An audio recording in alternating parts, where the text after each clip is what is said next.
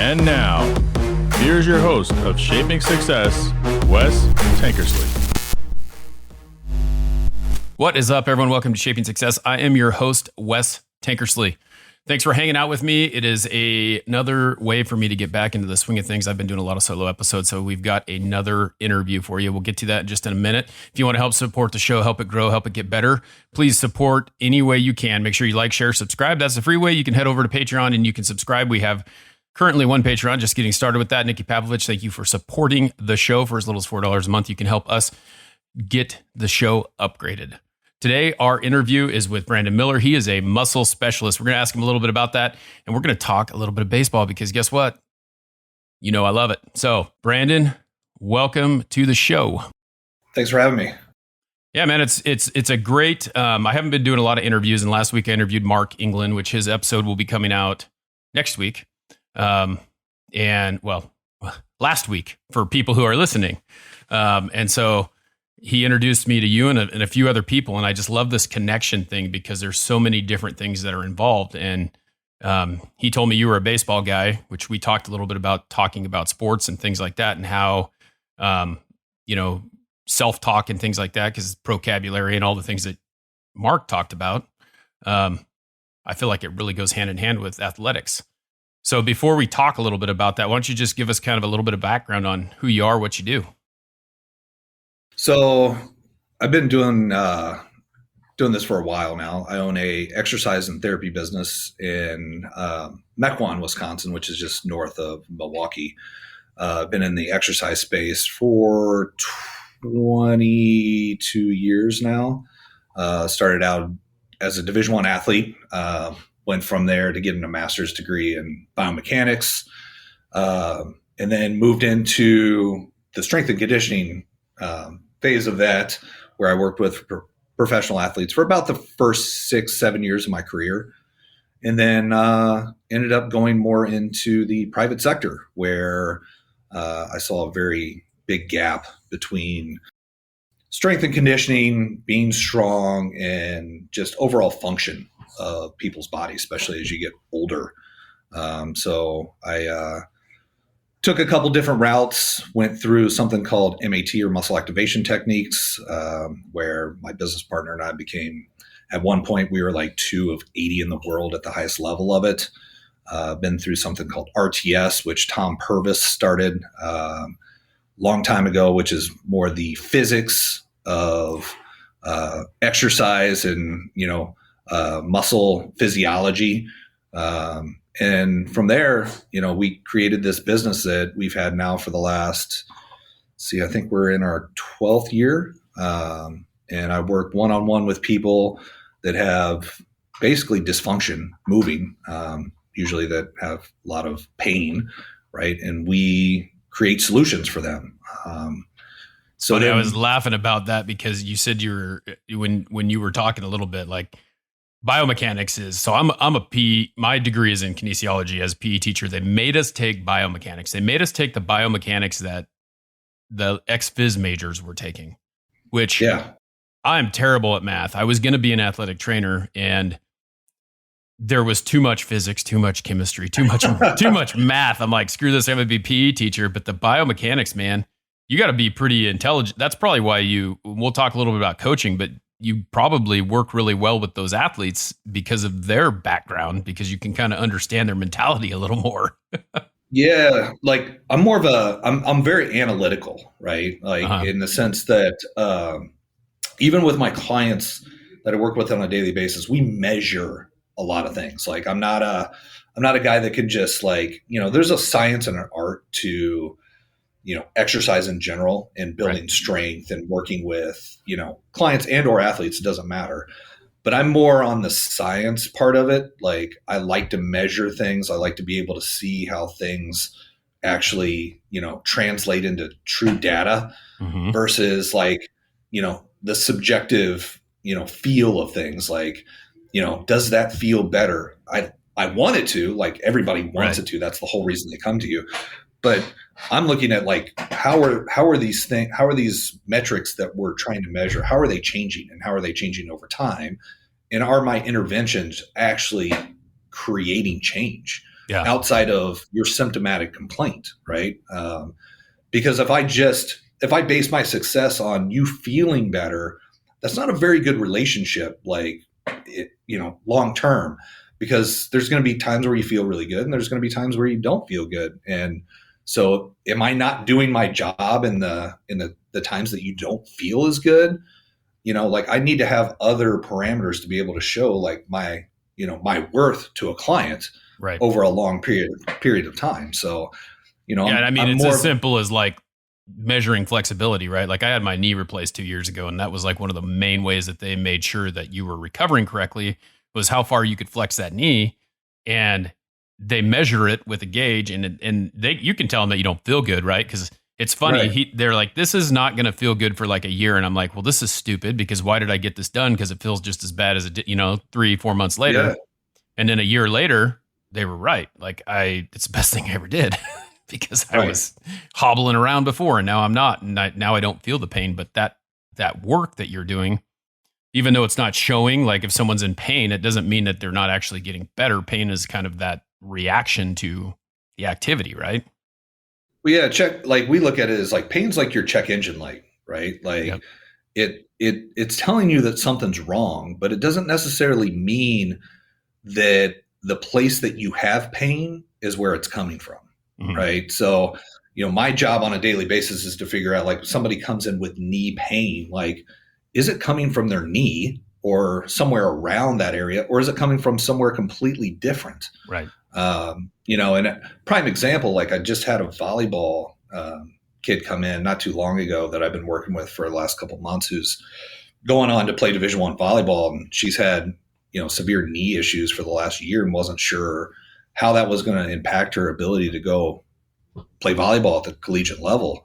She's had PRP, she's had a bunch of interventions, nothing's really worked, and so she came in. We do a full assessment on all of our clients, so that if I do something crazy, I can justify working in a completely opposite, end of her body if I need to. Right. But one of the biggest impacts that we had with her was, neck stuff. She had 3 concussions over a 4-year period of time.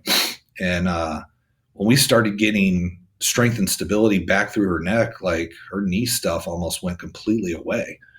And It was so how much of this is a knee problem? How much this is a neck problem? So those are the things that we work on a daily basis. And we work with a lot of people with knee, hip replacements, shoulder replacements, spinal fusions. We got autoimmune stuff. I mean, it's usually if you get to my office, you've been everywhere else. Yeah. And, you're kind of if you can't help me, I don't know what's going to happen. And we've actually we've been very fortunate to have pretty good success with people in those scenarios. And, it's been good. I enjoy what I do every day. So. Yeah. And it's a chain reaction with your body anyway. It's just like a car, right? I think about, cause I think of everything that I've ever done and I kind of relate it that way. And I think of cars. When I worked on cars, I used to change tires for 11 years and people come in and they're like, your tires wear terrible. Well, they wear terrible because your car's out of alignment. You got to put it back in alignment. If your neck is out, it can cause you to compensate for everything else. I had my knee replaced and I'm walking different. So now I'm using different muscles that I wasn't using before to compensate for the deficiency in this leg. And now my back's out of whack. It's there's all those things that can just take you out. And you don't really think of it that way because you only think about what did I just have done? What just was bothering me? Yeah. It's that whole we live in a society where my symptom is this, treat my symptom. Right. And we don't look at what are all the things that were contributing factors to that symptom in the first place, whereas, yes, you had a knee replacement. We know that there is damage to the surrounding tissues that need to be able to heal. Your inability to move your knee is just your body protecting that joint until it starts to heal. But we also know that you need to get some motion through it as well, right? So how do I do that in a way that gets you what you want, which is more motion with less discomfort, in a way that strengthens your body, but also what are all the things that potentially led to that knee being so damaged in the first place? Because if you don't change that mechanism, guess what? That knee replacement's only going to last you so long and you're going to wear that sucker out too, right? So, from there, it's like, that's my first thing is when I get a knee replacement that comes in, it's like, what are all the things that happened prior to that knee needing to be replaced? Yeah. Because if you start systematically figuring those things out, it's crazy that you can go and work in a different area of somebody's body. They're coming right off a knee replacement, and all of a sudden their knee flexion, which is usually the hardest thing to get back, right, gets better, and you haven't touched their knee yet. Yeah. And they're just like, what the hell's going on? Like my PT usually sits there and cranks on it, trying to get it. And you're working somewhere else, and all of a sudden I can bend my knee better. Yeah. So, and that's funny because that's what they do. Like, you go in for physical therapy. I remember the first thing, like they spend like 10 minutes every day just moving it back and forth, wiggling it around, like trying to get that joint loosened up and things like that. And it just, I don't know, it's crazy.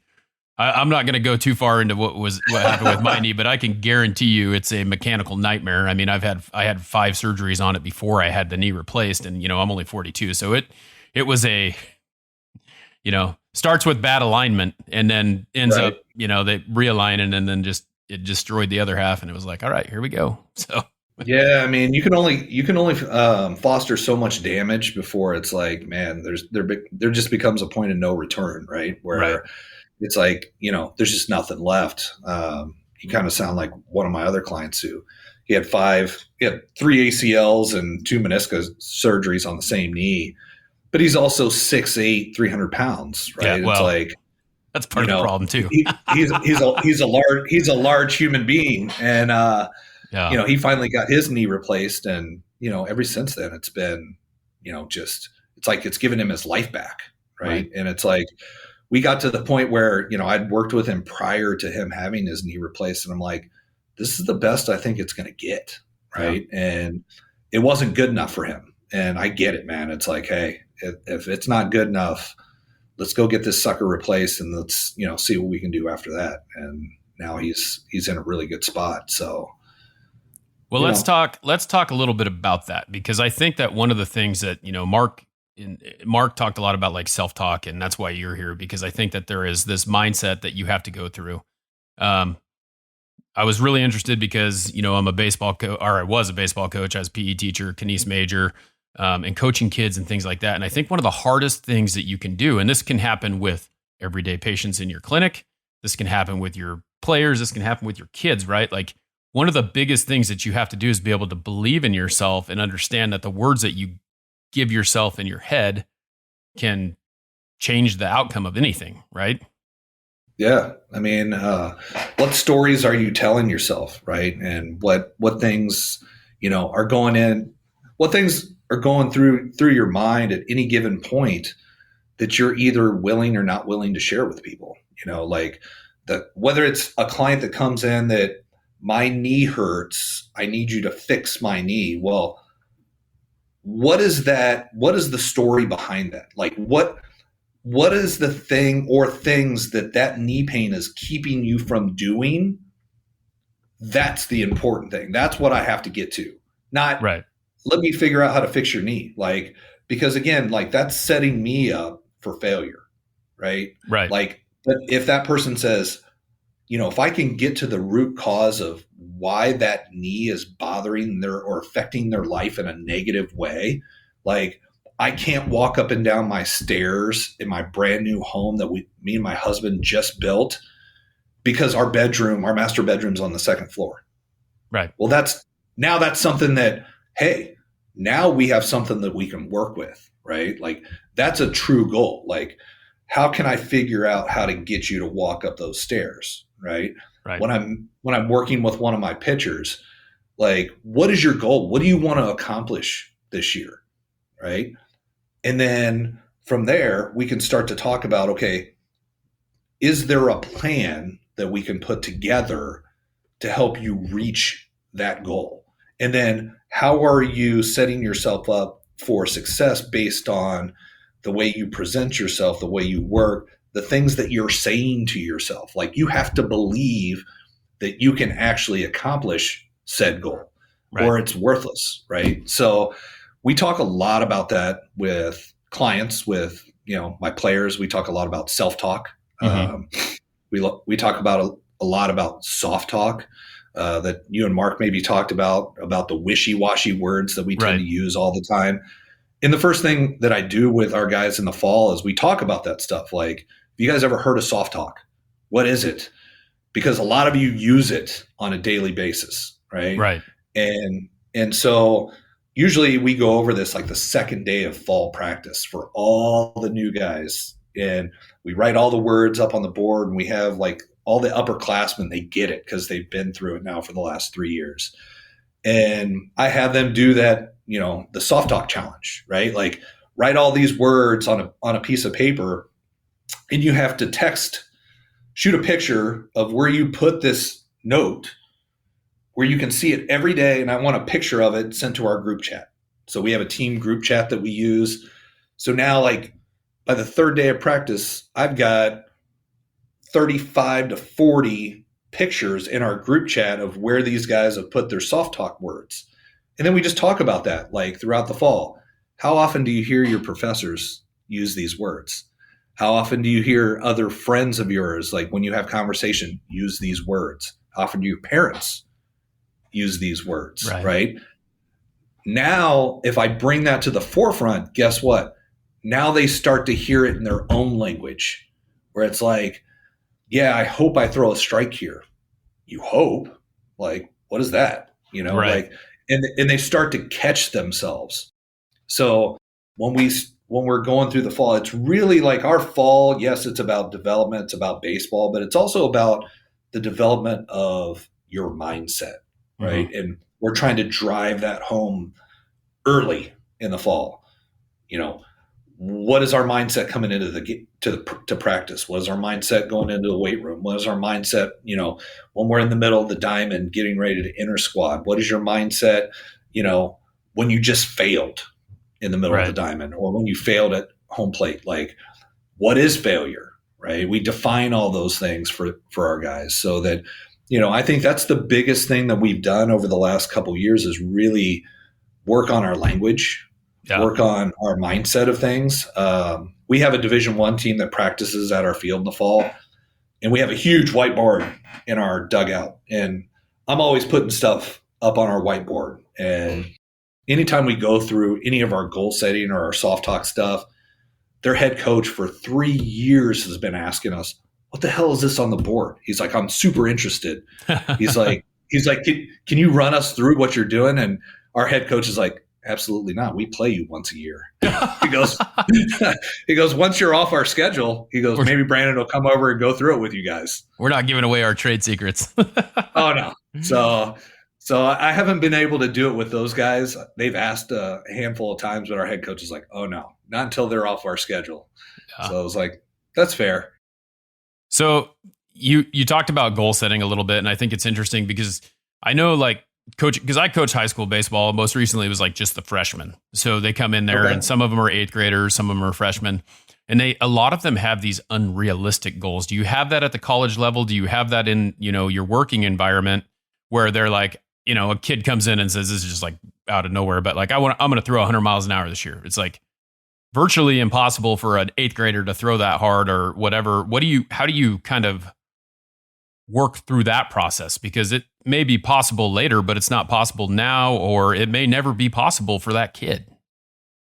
Yeah. I mean, I think it's not bad to have extreme goals, like that. Like, if you're in 8th grade and you're like, yeah, I want to throw 100 miles an hour. Well, who the hell doesn't? Right. That it's not a bad goal per se. It's just, like you said, is it realistic? And where are you at now? Right. And it's okay to have those goals that are a little far off, but I also need to know, like, is it realistic that you can throw 100 miles an hour this year? Right. Like, you're in 8th grade, you currently throw 62. Like, are you going to be able to gain 48 miles an hour or 38 miles an hour of velocity in a year? No. Like, what's the average velocity gain for a kid in high school, college, whatever level you're at in a year? Well, typically at our level, it can be anywhere from 2 to 4 miles an hour. Like, that's just the average that we typically see with our incoming freshmen, right? Uh-huh. So if you're setting at 85, Like, it's not realistic for you to be at 95 by the end of your freshman year, but it is realistic for you to potentially be at 90, right? Right. So let's not take away from the idea of like, I still want to throw 95. Let's just say, okay, that could be a 2 to 3 year goal. Mm-hmm. But what is your goal for this year? What do you want to accomplish this year that we can legitimately put a plan together that if it's followed, you have a realistic shot of hitting it, right? Yep. Those are the conversations that we have. It's like, hey, man, like I want every single guy on our staff to come to me and say, Coach, I want to win pitcher of the year. Yep. That's great. But, can you control that? No, you can't, because you can't control how the other 13 coaches in our league are going to vote. Right. Right. Like, I'll give you a prime example. We had a kid last year who led our league in every statistical category. And because he had won pitcher of the year before, there was a handful of coaches that didn't vote for him. Right. And their reason was he already won it. So we take a kid, right, that does all the things you ask him to do, put all the numbers together that you ask him to put up to win an award, right? And he gets snubbed because he's already won it.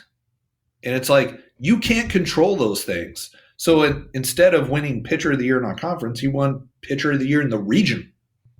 Yeah. It's like, it's crazy. But that's it's ridiculous because it sounds that's the same type of thing. Like I remember when I was a head coach at one point at a small school, and you go in and you sit down and you do the voting of who's going to be who, right?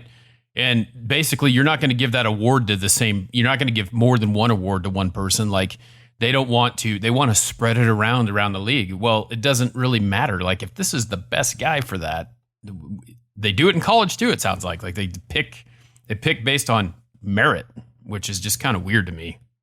Yeah. I mean, I think coaches, when it comes to being able to pick awards like that, probably shouldn't be picking. It should be athletic directors who have, little to no say in the outcomes of games and things like that. Right. That just look at the numbers for the numbers and, don't look at the fact that, well, I hate this coach and I'm not going to vote for any of his players. And I mean, it's a dumb way to do things. But at the end of the day, it's like, I told our guys, like, I don't care about those things. Like, it's great for you guys. And if you earn it, you should be awarded those things. Right. But at the end of the day, it's like, you don't always get what you earn, right? It's a life lesson. It's like, hey, like you may be the top performer, but you might not get the promotion, all the time.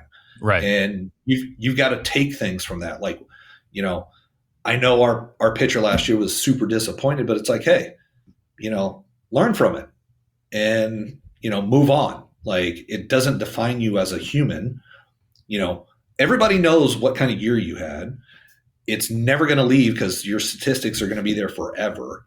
Right. You did what you needed to do. You reached a lot of your goals throughout the year. It's not a failure, right? It's like you can't control those things. And we talk about a lot of that stuff about control what you can control. Like you can't control certain things. So it's like there's no reason to spend time, crying and whining about the stuff that you can't. It's like that's what makes people miserable. So it's like, hey, I think a lot of that has to do with that talk in your head too, right? Because you have two options with that. You can be like, did I do everything that I possibly could do to be successful and do that?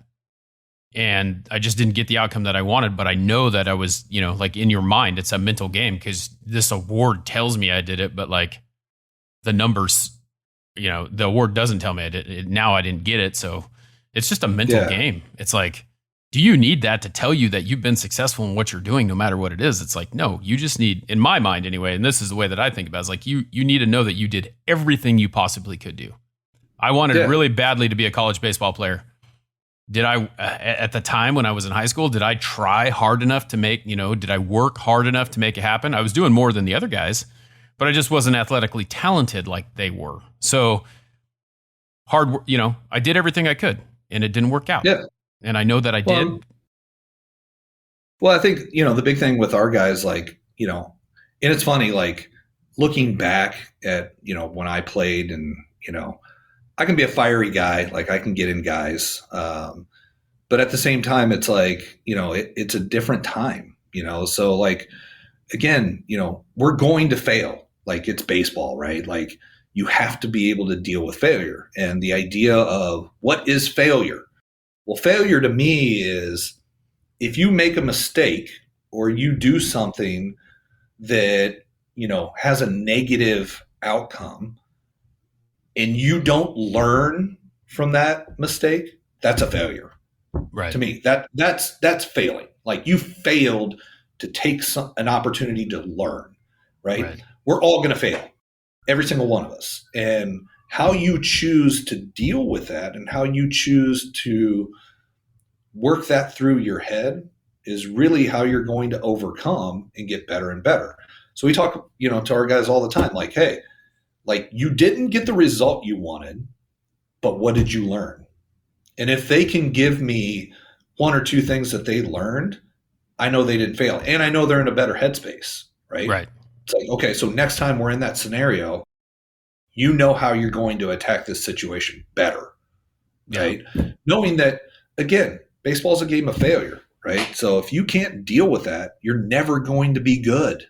That is why I love it so much, because there are so many, like even just playing, like there's so many lessons in an at bat, right? There's so many lessons in making a split decision of where you're going to throw the ball, what step you got to take. All those things like can just turn into a lesson every single time.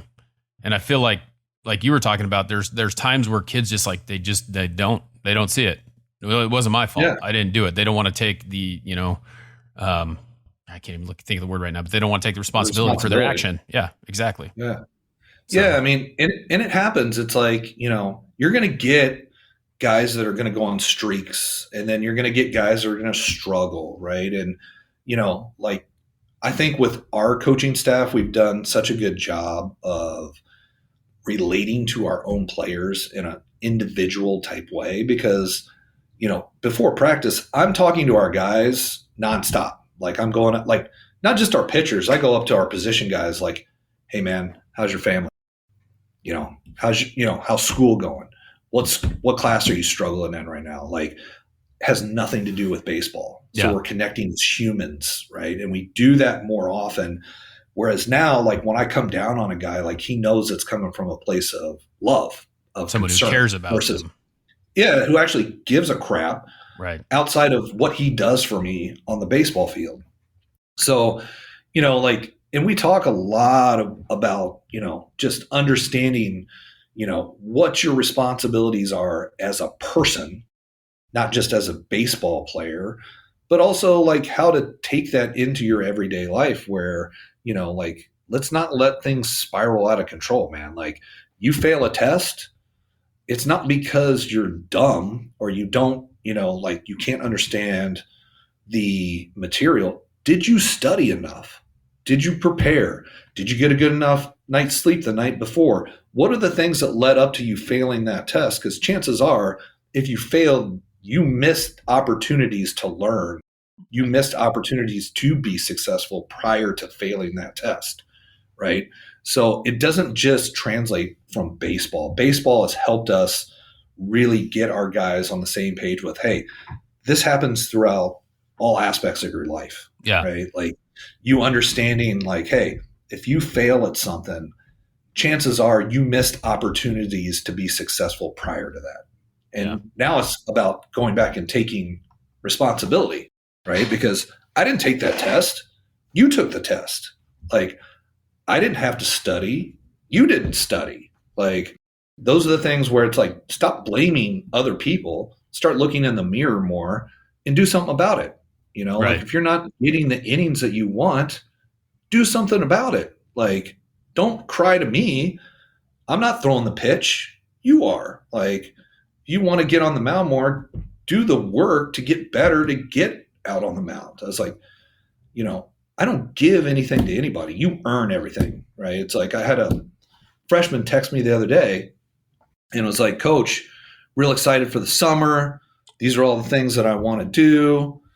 I just want to thank you for giving me the opportunity this year to show what I can do.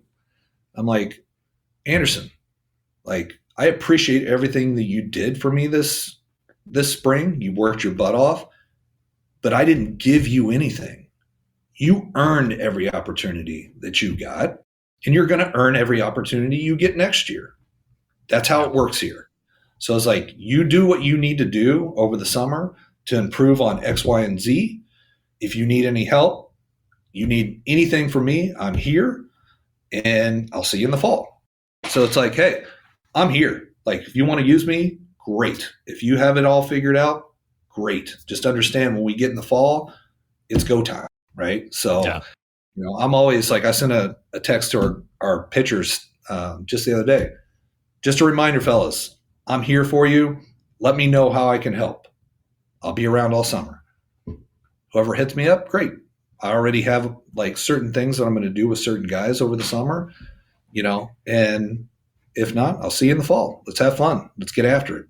Yeah. I mean, and that's the thing. I think that what I love about sports is that it just teaches you, there's so many lessons that I apply to my life in general, like as easy as being on time, right? Or being early, those types of things. Those are all your choices, and how you use them and how you relate and how you build that rapport with whatever you're doing in life is based on a lot of those activities, and how I was talked to by my coaches and how they took interest in me and wanted me to succeed. So it's a great way to get them going.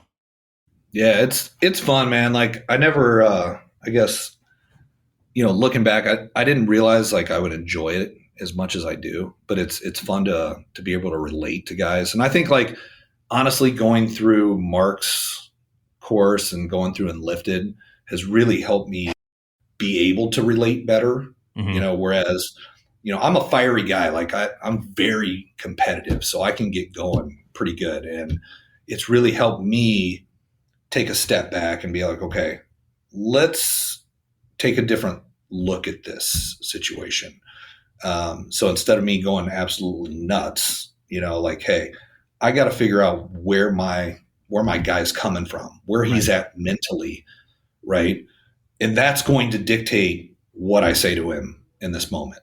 And then, again, like after everything's settled, I like to have that one-on-one conversation with that kid after it's all done. Like, hey, tell me what you think, what happened, right? In your words, tell me what happened. Yeah. Let's walk through it, right? It's really like that's kind of like with anything that you do. And I'm sure you deal with this in your business as well, as like learning how to manage people is really what it's about, because you can't talk to every single person the same way. And so getting to know how they react by, personally having a conversation with them, understanding that maybe fiery works with this guy, but it doesn't work with that guy. Like sometimes you have to kind of talk to a guy in a normal tone, or sometimes you got to yell at a guy to get your point across. And I think that a lot of coaches do that really well. And then there are some that are just like, I'm done. I can't do this. This is just ridiculous. And you have to be willing to make that happen.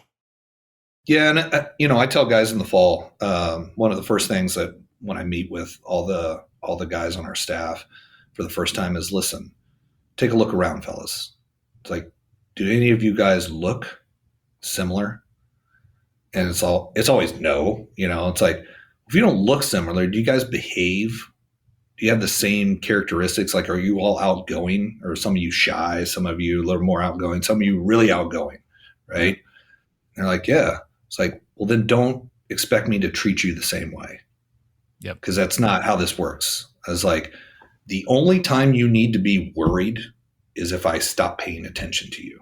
If I stop talking to you and I stop paying attention to you, you're in trouble, right? Because I know I'm going to figure out what I need to do in order to motivate you to get the very best out of you. And that might be to chew one of your butts. That might be to give one of you guys a hug. But just because I give one guy a hug and I chew the other guy's butt, it doesn't mean I like the guy that I gave a hug to any more than I chewed the guy over here. It just means I know that's what it's going to take to get the very best out of you, right? Yep. And we're going to figure that out together, over the next year. And the guys that have been here, I know what I need to do to motivate those guys, right? Yep. But don't think that just because, I hug this guy over here that I like this guy better. Like, that doesn't, those things don't translate for me. So, we set that tone very early with how we communicate with guys. One of the big things that I feel like has really helped us as a staff, and I know our head coach does it with our hitters as well, is we debrief, right? So you get anytime you pitch in one of our games, or we also do it in the fall with inter squad, I send out a questionnaire that they have to fill out. And it's basically like a self-guided journal, right? Mm-hmm. Where it's like, I ask very specific questions that I want answers to that they have to think about right after they, compete. And then the next day we have a conversation about it. It's like, okay, you tell me, like, why did you write this? Let's talk about it. Right. Like, and so we go over that because, it's a very powerful thing to start putting stuff down on paper, right? Versus you and I just having this conversation. It's like things come out when you actually have to write stuff, right? That a lot of times doesn't come out in our actual language, So I feel like us having done that now, like, allows guys to reflect a little bit more, allows me to see into them a little bit more. And where they're at, both mentally and then just from a whole, headspace perspective. And the guys seem to like it. Like, I think initially it's a little awkward for some of the new guys because, like, ooh, I better make sure I write something the coach isn't going to get mad about. It's like, but that's not the whole point. It's like, I want that honesty and their perspective. Because I can't help them if I don't. Like, if they're not honest with themselves, how can they really fix the situation? Right. And that's the whole thing. You have to be willing to be able to be honest with yourself so that you can fix whatever you're doing. Yeah. So, I mean, it's like, it's crazy. And the tools that Mark has given me through going through it, Lifted, is like changed my perspective on how I even approach those situations. And if I have a guy struggling, like, I've done story work with guys on our team. Like, hey man, like, I can see you're struggling. I'm going to send you a document that I want you to read, and you and I are going to have a conversation. Right. And I've been able to pull things out of guys that I'm just like, holy crap. Like, now I get it. Now I get like why they are the person they are, and how they get stuck on things. Right. It's a very powerful thing that I, going through it initially, I'm like, this is kind of interesting. But I mean, I use it all the time. I use it with our guys. I use it with all my clients. Hell, like, it's actually changed my relationship with my wife, with my daughter, like how I interact with them, how I use, I'm very picky and choosy with what I say, especially around my daughter who's 6. Yeah. And she's not immune. I bust her out on her language too, right? Like, she's wishy-washy with things. It's like, no, we need to be a little more definitive. Like, you need to, be a little more definitive with the words you choose, right? Yeah, and it's crazy because you kind of compared, like, okay, look around and see if anyone looks like you. Like, no one is the same no matter what. Like, and that boils down to the very minor things, like, how were you raised? How did your parents communicate with you? How did you, interact with people at school? Like, these are all things that you don't see and you have to learn. And it goes back to the managing thing, like the yelling at someone or having a conversation with them that's quiet and, like, that may trigger them and they may shut down. They may not do that, but getting to know them at that level, how they talk to themselves, how they can fix what they do is just it's a great tool. Yeah. And, it just takes practice, right? Yep. And it's like anything else. Like, if you want to be good at being mentally tough, you got to practice.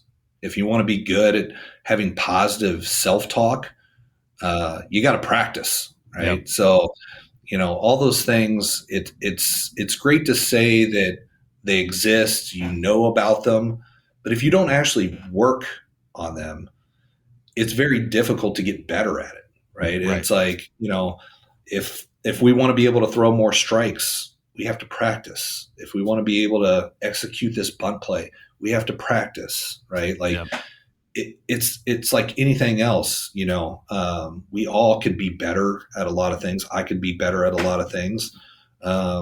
but I also continue to practice, like I've been doing what I've been doing now for 20 plus years. I've owned a business for over 12. Still to this day, like I don't have all the answers, but I continue to practice. I continue to try to get better.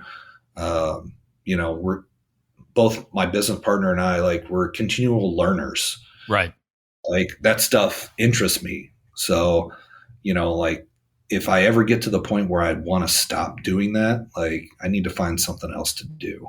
Yep. And that's a great way to put it, and I look at that in my life the same way. It's always trying to improve no matter what, because if you don't, what is there? You can always be better. You never get to that end. That chase of perfection is one of those things that just drives you. So yeah. And it's, if that's your ultimate goal, man, that's tough. Like that's a tough thing to live up to. Yep. I don't know how people do that, but it is good to have goals. Have goals. I sit down with my wife every year. We have, marriage goals that we have certain things that we want to do. We build a plan around those things. I sit down and write goals for our business, for baseball, and then, I have our guys go through the same thing. At the end of fall, we go through a goal setting thing where every guy has to write anywhere from 3 to 5 goals. 2 to 3 have to be baseball related. The other 2 can be family related, can be school related, right? Yeah. But we go through that. We do a full hour of here's what a goal is. Here's how to construct one. Here's how to write it. Here's how to all those steps, right? That we go through to make sure that we're writing good, solid goals that are actually like something that we can measure, right? And then I have them write them on a note card. And then at the end of the fall, every single guy has to stand up in front of the team and read off his goals. Every guy. And then we take that card and we laminate it for them. And now from the time at the end of the fall to the end of the season, they have to have that note card on them somewhere. So if I see a guy on campus and I ask them to pull out their note card and they don't have it, you're in trouble. Now, if you have a picture of it on your phone, I'll take that, right? But you have to have it with you all the time. And every once in a while, like what we'll do at the end of practice, I've done it at the end of a game. Hey, Micah, take out your goal card and read out one of your 5 goals. And they have to do it right there, right then and there in front of the team. And then we always do it like at our banquet at the end of the year. We have guys come up, read their goals, and then how many of those did you accomplish this year? Right? Yep. So like everybody gets to be appreciated. Everybody gets to see like, holy crap, like I achieved every goal that I wrote down. I achieved 3 out of the 5. I achieved but when you put it out in the world, right? Like you put it out in the world that this is my thing. Now you have accountability to 35, 36, 37 other guys that if you're not staying congruent with those goals, they should be calling you out, right? Yep. Like you're not doing the work because you put it out in the world that you wanted to be, first team all conference player of the year, but yet you haven't shown up to a single extra hitting session all winter. Like that doesn't work, man. Yeah, it's not coinciding with what you're saying. It's not jiving, it's not man. congruent, right? So it's like I found that that's a powerful tool that we use that, has become something where our whole coaching staff does it. So like we're not immune. It's like I stand up in front of everybody too. Like, hey, here are my goals for the year, fellas. Like, here's what I'm working on. Hold me accountable, right? If I'm not doing what I say I'm going to do, hold me accountable. Like our whole coaching staff does it. So it's not like I'm asking anybody to do something I don't do myself. Right. Or like, hey, I'm going to write my goals down, but I'm not going to share them because I'm not confident enough in what I'm doing. No, I'm going to stand up in front of you and say, hey, hold me accountable, fellas. Like, right. Like our coaching staff does the same thing. Like hold us accountable to the things that we're trying to do. Yeah. If you can't tell someone to do something if you can't do it yourself. I mean, that's all there is to it. People respect that. People see that. And I'm sure they really like that you are able to prove to them that you're doing it. Yeah, it's great, man. It's helped me in a lot of ways, like between like all aspects of my life. Yeah. And it's one of those things where baseball, business, family, like they're all important things in my life, and like keeping that balance, but also like just being able to communicate, and being able to communicate with my wife, my daughter, my players, coaches, friends. Yeah. It's a big deal, trying to keep all those things together, when you're super busy all the time. Make sure that those relationships are nurtured and everybody's on the same page. And if there's an issue, like being comfortable with having those tough conversations. Yeah. Right. Well, I appreciate you taking the time to hang with us and talk to us about this, because it's, not only is it important to me, but I think there's a lot of people in our audience that would love to hear a little bit more about that. If they want to reach out to you, can they do that? And where can they find you? So I'm on Instagram. It's just BA Miller at Instagram. Our body activation is our business page that you can go on Instagram, find us on there. Our website is www.body-activation.com. All of our email stuff's on there if you'd like to get in contact. And then, I'm on the Milwaukee School of Engineering athletics page. I've also got an email on there in case you want to reach out from a baseball perspective, for whatever reason. Yeah, multiple ways to get in contact. Multiple ways, man. I'm all over the place, so it's always a good thing, though, right? Yeah. I mean, it's just trying to manage everything. Yep. So. Well, I appreciate you. I sent you over on Monday. I sent you over an invite, and we're already doing this on Wednesday. So that's awesome that you were able to, get it out of the way, or not get it out of the way, but come and do it. Yeah. Because I know you're getting really busy. Yeah, it was great. I was like, holy crap. I'm looking at my schedule. It's like, I actually have an opening on Wednesday, but I'm looking at my schedule and like, shit, I don't have another opening for almost a month. Yeah. So I was like, hopefully he's cool with doing it right away instead of waiting around. Yeah, no, it's great. I always love it when people just respond, and you guys have been really good. Mark was really good about just being here, and you didn't really need me to a lot of times with guests, you have to kind of baby them to get them where you need to get them. And it's been really good. So I appreciate you doing it. Yeah, no problem, man. I appreciate you having me on. Hopefully, it wasn't too boring for you. Oh, no, it definitely wasn't for me. So. And I think a lot of people can get that information. I think that it's very sports in general, self-talk, those types of things all go into goal setting, no matter what it is, no matter what that goal is. And I think we made a lot of good segues to that it carries over. We may be talking about it in baseball, but it carries over to life. Life is the same way. It's just, how do you deal with that failure? How do you talk to yourself?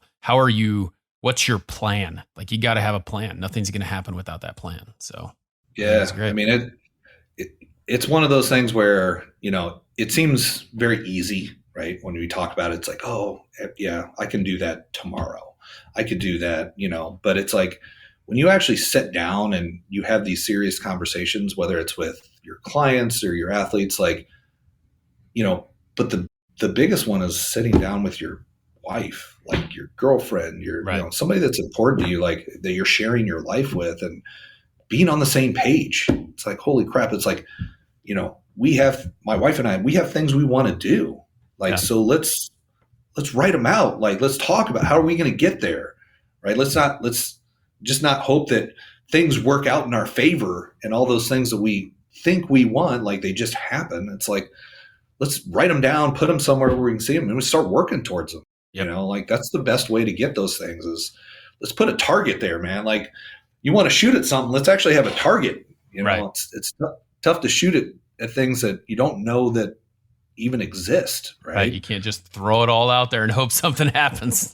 No, I mean, you just got to do it. And I think it's, between that, and I'll tell you what, if you have kids, the biggest thing that I found that is huge, and I can't take credit for it. Mark actually, like, him and I were having a conversation and it got brought up, and I started doing this with my daughter about a year ago. She can't even write. Like, she's just now starting to write. But we keep a wins journal for her. So, like, before she goes to bed, we have a journal that we open it up. Hey, give me 1 or 2 wins that you had today, right? Because I don't think we celebrate the wins enough. No, we don't. We really just focus on the negative all the time. Like, what happened to me bad today? Like, it's like so depressing. That's why everybody's so depressed, right? Because they can't get out of their own way. But it's like, what good happened today? Like, let's celebrate it, right? So like, I'm hoping she continues to do it. So by the time she's 18, and she's getting ready to graduate, I hope she has 15 journals full of 1 or 2 wins every day that are dated. Yeah. So the way they're done now is like, we date them and she tells me her wins, we write them down, and then she scribbles her name, right? So now that she's starting to write a little bit, like she's writing part of her own, but it's like, that's powerful stuff, man. Like, who the hell's doing that? That's a good. I like that. It's one of those things that'll get you in that right mindset to be able to win instead of having to think about failing, because it gets you. It's 100% the problem with this world right now. Is like all we do is look at all the negative crap, but there is good stuff going on, and we just don't see it. And to be able to pick that out and define it is an awesome trick. And everybody's going to have a bad day, man. Like that happens. Like, but you can't tell me that one good thing didn't still come from that bad day, right? And we do it right before bed. So it's like, if that gets in the front of her mind, like, I had a bad day because these things didn't work out, or she didn't get what she didn't get dessert, she didn't get what she wanted. But she's like, oh, I helped one of my friends on the playground today. Great. We write it down. That's in the forefront of her mind as she goes to sleep for the night. Not all the negative crap that potentially happened during the day, the positive thing that happened. And now she gets to sleep, with her conscience clear and a good thought going into the next day. So you can't tell me she's not going to wake up in a better mood. Right. So it's just, again, I can't take credit for it. That was a Mark England thing that him and I were talking about. And I was like, holy shit, that's such a great idea. I'm going to start with my daughter. And it's great. I recommend it to everybody that's got kids. Yeah. Well, thanks very much. We've got to get going here. This is not my full-time job, if you didn't know. So I have a day job I got to run to, but I do appreciate you taking the time to hang out with me. And we'll keep an open invitation that if you ever do want to come back in, you're always welcome, and we can talk whatever you want. Mindset is a great thing. Yep. Anytime. I appreciate it. Yep. All righty. All right. All right, everyone. Thank you for hanging out for this episode of Shaping Success. I hope that you found Brandon very interesting. It's a great thing to talk about mindset. This is really something at the forefront of my mentality that I really enjoy talking about, because I think that everyone gets stuck in those negative ways because it's what's sown this day and age. And if you're able to get past that and know that there are good things, I know right now the journal, the Wins Journal, is going to be happening in my daughter's life, because I think that that's a great thing. I think she celebrates the negative things way too much, and we need to figure that out. But some tools you can use. So until next time, I challenge you to find the shape of your success.